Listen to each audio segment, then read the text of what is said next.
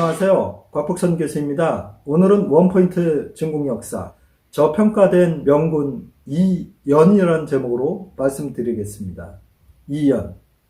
이연은 당나라를 세운 당고조입니다. 그의 아들이 그 유명한 당태종 이세민입니다. 이연은 원래 남북조 시대 마지막 북쪽의 왕조였던 북주 시대 때 태어났습니다. 그리고 이연의 아버지나 할아버지는 명성을 누렸던 귀족이었습니다. 그의 할아버지는 북주 시대 때 당국 공으로 자기를 받았고, 아버지는 제가 이 시간에도 한번 소개해드렸던 8주국 중에 하나의 주국의 대장군이었습니다. 그러나 불행하게도 이연이 7살 때 아버지 이병이 별세합니다. 그런데 7살이지만 그의 할아버지 그리고 그의 아버지가 갖고 있던 당국공의 자기를 물려받습니다. 사실 이연은 귀족 집안의 출신일 뿐만 아니라 그 친척들도 대단했습니다. 왜냐하면 이연의 이모가 바로 수문제의 독고 황후였습니다. 즉 수문제의 이종 조카였던 것이죠. 그래서 어려서부터 이 수문제가 이연을 굉장히 총애했다고 합니다. 그리고 독고 황후도 당연히 자기 언니의 아들이니까 굉장히 좋아해서 궁궐에서 살다시피 했다고 합니다. 그래서 16살이 됐을 때에 수문제 양견이 북주를 무너뜨리고 수나라를 세우는데요. 본인의 황궁을 지키는 수비대 금이군의 장교로 16살짜리 이연을 세웁니다. 물론 총대장은 아니지만 상당히 중요한 지위를 줬고 그대로 이제 승승장구해서 지위가 올라갔습니다. 그런데 이 이연은 본인이 무술에도 뛰어났고 실제로 양견이 죽고 그의 아들인 수양제 때에 도처에서 이제 반란이 일어났을 때에 반란군을 막는데도 혁혁한 공을 세웠습니다. 이 수양제는 자기의 이종 사촌 형이지만 굉장히 경계를 했습니다. 왜냐하면 이연의 가문이 빵빵할 뿐만 아니라 그를 따르는 세력들이 많았습니다.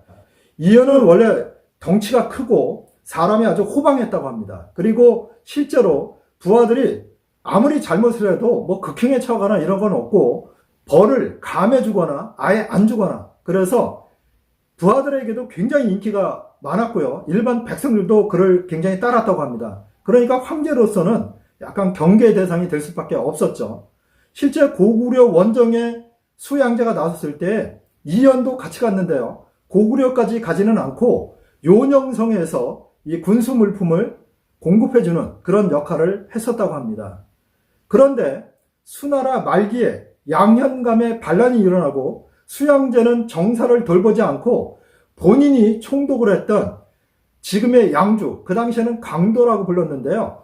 거기에서 이 수양제는 계속 머물렀습니다. 전국 각지에서 반란이 일어나는 상황 속에서 결국 이연은 자기 아들과 부하들의 독촉과 본인의 판단에 의해서 당시 본인이 대병을 이끌고 있었던 산서성 태원에서 거병을 합니다. 그래서 장안까지 거침없이 쳐들어 내려와서 장안성을 점령한 후에 수문제의 손자를 황제 위에 올립니다. 그때가 617년 11월 달인데요. 수양제가 있었기 때문에 수양제는 태상왕으로 올리고 그 손자를 황제로 올렸던 것입니다. 그런데 그 다음에 618년 3월에 수양제가 강도에서 그의 신하들에 의해서 피살됩니다. 그 이야기를 들은 이연은 바로 3개월 후인 618년 6월 달에 자기가 세웠던 황제를 압박해서 양위를 받아서 당나라를 세우게 됩니다. 그러나 그 당시에 중국 전역은 왕세충이나 이괴나 두건덕이나 양사도 같은 군벌들이 들끓고 있던 시대였습니다. 즉 통일이 안 된 시대였기 때문에 장안 일대만 당나라였지 사실 다른 지역은 당나라가 아니었습니다. 이 통일전쟁의 최선봉에 섰던 사람이 바로 그의 둘째 아들인 이세민입니다. 이세민이 선봉에 나서서 이 반란군들을 제압했습니다. 그 전쟁이 무려 6년간 계속돼서 약 624년경이 되면 대부분의 반란군이 다 제압됐고요. 서북 지역의 돌궐족과 손을 잡고 있던 양사도만이 제압이 되지 않았습니다. 이 양사도는 이세민이 본인이 황제 위에 올라가고 나서도 2년 후에야 멸망을 시켰는데요. 어쨌건 당나라는 2년 때 대부분 중국 전역을 차지하게 됐습니다. 그래서 거의 통일왕조의 모습을 갖췄고요. 실제로 이연에 대해서 우유부단하다고 했지만 그가 태원에서 거병을 해서 쳐들어오거나 또는 수양제가 죽었다는 소식을 듣자마자 그 어린 황제를 압박해서 본인이 황제가 되는 것을 보면 결코 우유부단하다고 볼 수 없다고 생각합니다. 이연이 실제로 편 정치를 제가 몇 가지만 소개해드리면 여러분도 역사 속에 나타났듯이 이연이 그렇게 혼용한 임금이 아니라 오히려 아들인 태종 이세민의 명성이 워낙 높았기 때문에 저평가된 명군이라는 걸 알 수 있습니다. 그는 본인이 집권하자마자 첫 번째 인재 등용이 중요하다는 걸 알았기 때문에 과거 제도를 부활했습니다. 그래서 과거 제도를 통해서 인재 선발에 나섰고요. 두 번째는 유학을 중시해서 국자학을 부활시켰습니다.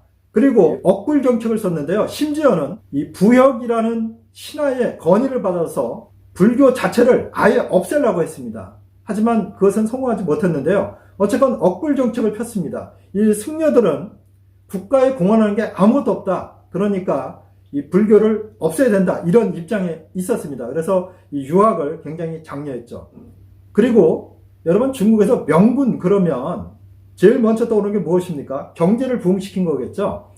그도 역시 똑같습니다. 그는 균전제를 실시했는데요. 이 균전제는 쉽게 말씀드리면 농민들에게 토지를 나눠준 것입니다. 이렇게 고루고루 나눠줘서 농사를 짓게 했고 대신에 조용조라는 조세 제도를 실시했는데요. 이 조용조의 조는 농민들에게 토지를 나눠줬기 때문에 이 토지로부터 나오는 작물에 대해서 세금을 받는 게 조입니다. 이게 토지세까지 같이 받는 거죠. 이 토지세를 작물로 받기 때문에 그래서 조라고 그러고요. 용은 이 중국 역대 왕조들은 관계시설을 고치거나 길을 닦거나 이럴 때 백성들을 동원했습니다. 이때 이것을 부역이라 하는데요. 이 부역을 용이라고 합니다. 그래서 직접 부역을 나와서 일을 해도 되고요. 아니면 이 돈으로 이 부역을 대신할 수도 있었습니다. 그게 용이고요. 세 번째 조는 한글로는 똑같습니다만 한자로는 다른데요. 이 조는 각 지역의 특산물을 세금으로 바치도록 했던 것입니다. 그래서 그 이후로 당나라는 전반기에는 조용조 이 시스템으로 계속 갔습니다. 그래서 경제가 이제 안정화가 됐고요. 또 하나 중요한 게 뭐겠습니까? 화폐를 통일했습니다. 사실 수나라 때 보면 이 화폐가 조잡했고 화폐 가치가 워낙 떨어져 있었고 가짜 돈도 많았습니다. 그래서 그 돈을 전부 다 걷어들이고 자기가 집권한 지 4년째 되던 해에 개원 통보를 만들어서 이 금융 시스템을 정비했습니다. 사실 이연은 계속 황제를 할 수 있었는데 왜 8년 만에 물러났을까요? 이연이 저지른 실수 중에 하나는 그의 큰아들 이건성에게 태자위를 물려줬던 것입니다. 실제 당나라를 세우는데 가장 큰 공을 세웠던 사람은 이세민입니다. 물론 당태종이 자기 형과 동생을 현무문의 정변을 통해서 죽였기 때문에 후대에 이세민에 대한 역사평가를 할 때 이세민을 높일 수밖에 없는 점도 있었지만 실제 이세민이 세웠던 공적을 보면 그가 태자가 됐었다면 큰 문제는 없었을 것으로 보입니다. 어쨌건 아버지가 형을 태자로 세우는 것에 불만을 품고 626년에 반란을 일으킵니다. 그게 바로 현무문의 정변인데요. 이 정변이 일어난 지 2개월 후에 정치의 실증을 느낀 이연은 바로 퇴위합니다. 이연은 사실상 실증도 느꼈지만 이세민의 병력이 워낙 강력했기 때문에 본인도 위협을 느꼈던 것입니다. 그래서 이제 퇴위를 했는데요. 이 사건을 보면서 저는 이 조선시대 때 왕의 이름도 태종이죠. 이세민도 당태종인데 우리의 이방원, 즉 이성계의 아들인 이방원도 태종이죠. 둘 다 너무나 똑같다. 아버지가 국가를 세웠고 그 아버지가 태자를 세우고 물론 우리는 정종이 있었습니다만은 거기에 불만을 품고 왕자의 난을 일으킨 것. 여기는 현무문의 정변이고 여기는 왕자의 난이라고 하는데요. 이 점이 너무나 흡사해서 깜짝 놀랐습니다. 물론 이성계는 이연의 수백 년 후의 사람이지만 너무나 똑같아서 결국 권력이라는 것은 부자지간에도 어쩔 수 없구나, 이런 생각을 갖게 됐습니다. 오늘 제가 이연에 대해서 소개를 드렸는데요. 중국 역사를 보면 중국에서 명군으로 꼽히는 사람들의 상당수는 본인의 업적을 좀 더 높이기 위해서 자기 아버지나 그 위의 조상들의 업적을 사실상 약간 흐릿하게 기록하는 버릇이 있습니다. 실제 이연도 거기에 해당되는데요. 이연이 짧은 8년 동안의 정치를 하면서 했던 그 업적을 보면 이연은 중국 역사에서 보기 드문 관대한 그런 황제였고 정치를 잘했던 황제였습니다. 경제정책도 잘했고 유학 부흥을 통해서 또 과거 제도를 통해서 당나라의 인재들을 선발할 수 있도록 시스템을 완전히 갖춰줬다는 거 하나만 해도 그는 명군으로 꼽히기에 손색이 없습니다.